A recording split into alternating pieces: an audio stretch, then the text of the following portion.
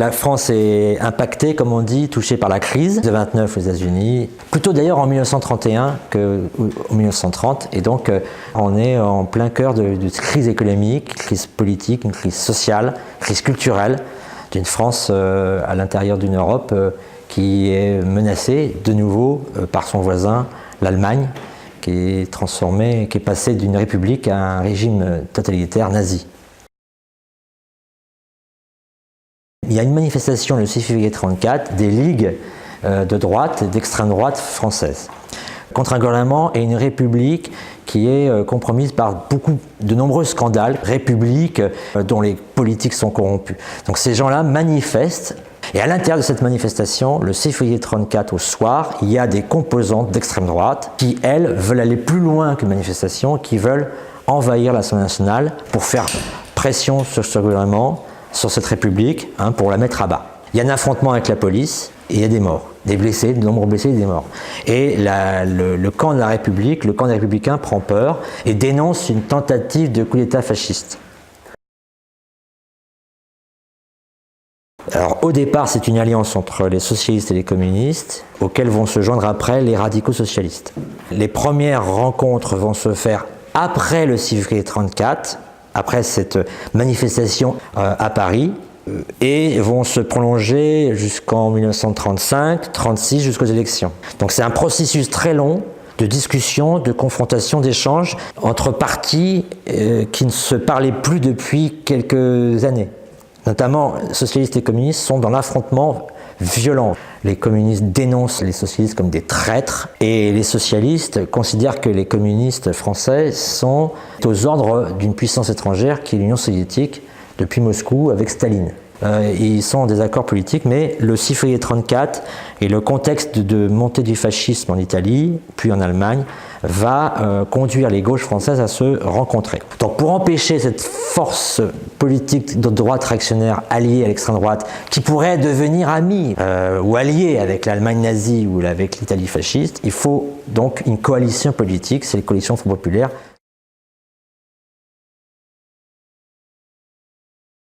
Le 14 juillet 1935, donc c'est la fête nationale. Ce 14 juillet 1935 est très important parce qu'il va sceller la réconciliation entre le mouvement ouvrier et la République. Auparavant, fin du 19e jusqu'à la Première Guerre mondiale, à chaque fois qu'il y a un mouvement ouvrier, il y a répression, d'accord ? Il y a des morts, il y a une répression très très forte.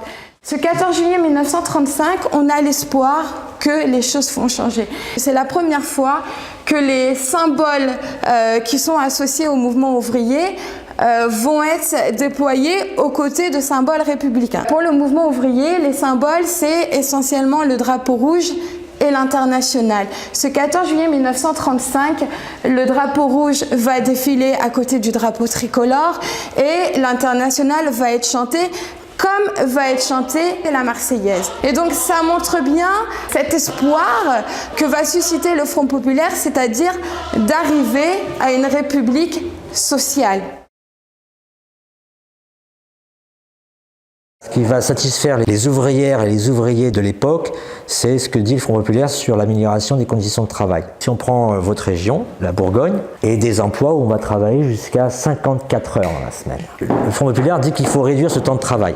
Et puis d'améliorer les conditions de travail. Les femmes et les hommes qui travaillent dans des entreprises où les cadences de travail, de productivité sont très élevées. Et ça produit beaucoup d'accidents. Et il y a un encadrement très autoritaire que les ouvrières et les ouvriers supportent de moins en moins. Pain, paix, liberté va vraiment devenir le slogan du Front populaire. Et effectivement, là on voit bien qu'on se positionne contre les ligues d'extrême droite, contre le fascisme, contre la guerre et contre la misère. Vont signer ce programme plus de 99 associations, partis politiques, syndicats, comités antifascistes.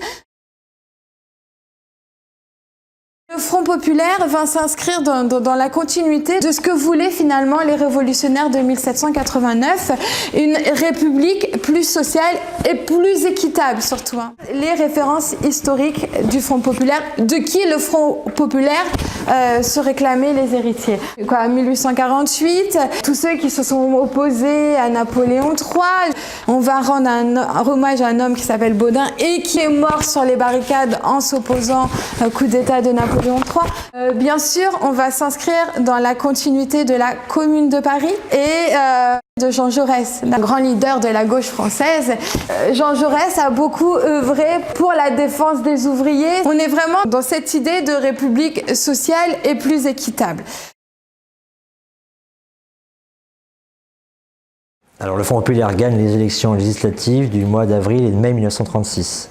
Le Parti socialiste arrive premier de la coalition des gauches et que donc la République parlementaire, qui est la France de l'époque, appelle un socialiste comme président du Conseil. Ça, c'est la nouveauté. C'est la première fois qu'un socialiste va devenir président du Conseil. Voilà.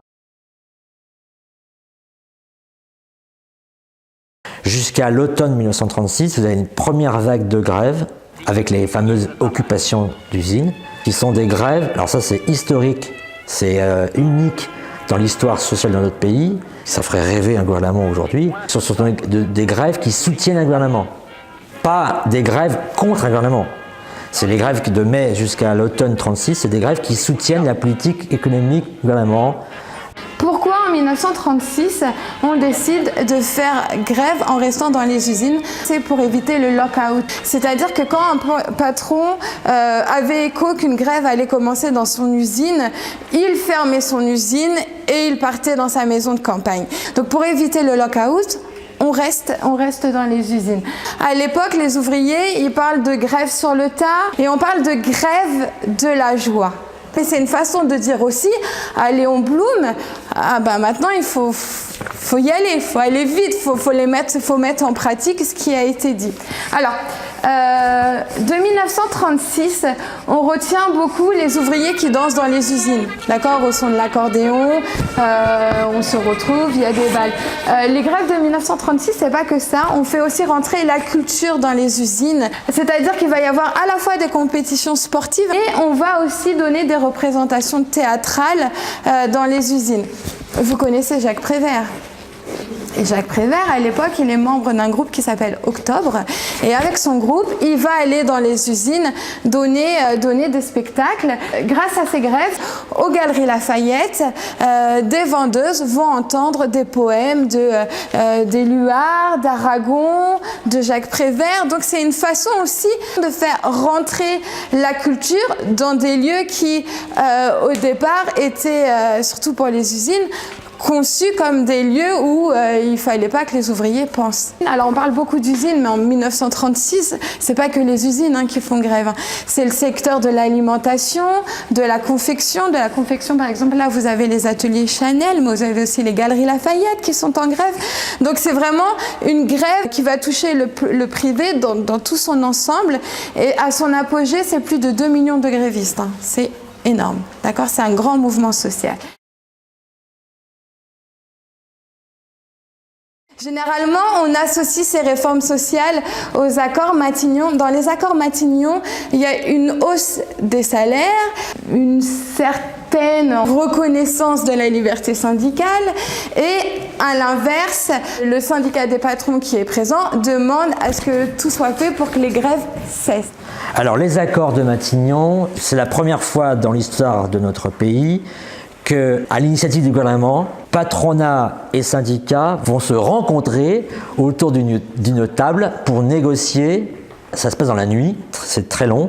C'est présidé par Léon Blum, le président du Conseil, assisté par Roger Salingro, qui est ministre de l'Intérieur. D'un côté, le patronat français, et de l'autre côté, une délégation de la CGT. Le patronat qui dit « on n'a pas le rapport de force face à un gouvernement démocratiquement élu, face à des grèves et des occupations d'usines, face à un syndicat, une confédération CGT qui vient de doubler son nombre d'adhérents, de pouvoir négocier quoi que ce soit vis-à-vis d'eux. Donc ils vont tout accepter. Et ce que Léon Blum a dit au patronat français, à Matignon, Il est inutile de mettre sur la table la discussion sur les congés payés et la réduction du temps de travail, parce que ça, je vais le faire voter à l'Assemblée nationale. C'est innégociable. La semaine des 40 heures, les congés payés sont des revendications du mouvement ouvrier qui sont antérieures au Front populaire. La réduction du temps de travail est une revendication du mouvement ouvrier, et à l'époque on disait mais c'est complètement impensable, c'est suicidaire, c'est irréalisable, et c'est aussi grâce à ce mouvement social de 1936 que ces réformes sont permises. Qu'est-ce qui change surtout pour les ouvrières et les ouvriers français? Quand on dit les Français ont découvert la plage en 1936 avec les congés payés, c'est vrai et c'est faux. Parce que les institutrices, instituteurs, les employés de banque, les employés d'assurance ont des congés payés déjà. Et ils vont en vacances. Ceux qui vont découvrir ça, c'est les ouvrières et les ouvriers qui ne bénéficiaient pas de congés payés. Voilà. Et qui travaillaient le samedi. Ils n'avaient que jour de repos le dimanche. Ils vont avoir, avec la réduction de temps de travail, 2 jours de repos, donc un week-end. La révolution, elle est là, c'est pour ces gens-là, concevoir un autre temps de vie. Donc qu'est-ce qu'on va faire ces 15 jours? On va s'accorder 3-4 jours de repos au bord de l'eau. Ici, les Montreuilloises et les Montreuillois que vous voyez en photo, ils ne vont pas en vacances en Bretagne ou même en Bourgogne ou dans le Morvan, c'est trop loin et ça, ils n'ont pas l'argent pour le faire. Ils vont aller au bord de Marne, là, à 15 km d'ici. On y va en vélo, pour eux c'est les vacances, et ils vont passer 2-3 jours là-bas. S'il y a bien quelque chose d'énorme que va faire le gouvernement Léon Blum, avec Léo Lagrange, c'est de mettre un secrétaire d'État au loisir. Dans une France où on travaille énormément, dans une France où on est peu payé, on va dire à celles et ceux qui travaillent, qu'on va leur donner un temps pour lire, pour découvrir le théâtre. Le loisir, pour Léo Lagrange, c'est pas uniquement le tandem, aller au bord de l'eau et nager. C'est un tout, c'est le sport, la culture et l'éducation. C'est les trois en même temps. Et la spécificité de Léo Lagrange, par rapport à des politiques de loisirs qu'on a vues dans les États totalitaires, notamment l'Union soviétique et l'Allemagne nazie ou l'Italie fasciste, c'est que Léo Lagrange dit on va organiser les loisirs, pas les encadrer. On ne veut pas encadrer les gens, on va leur proposer des loisirs et c'est eux qui décideront de s'en emparer. On est dans un état de liberté et de démocratie qui s'appelle la République, pas dans une dictature, qu'elle soit communiste pour l'URSS ou nazie pour l'Allemagne.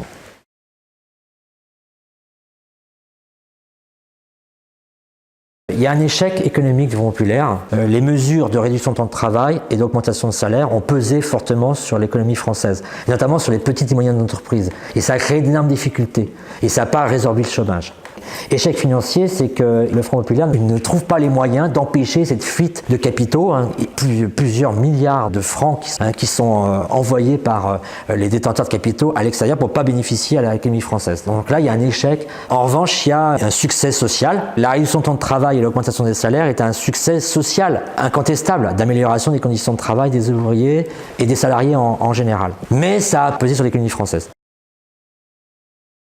Depuis 1937, Léon Blum a dit qu'il fallait faire une pause dans les réformes sociales.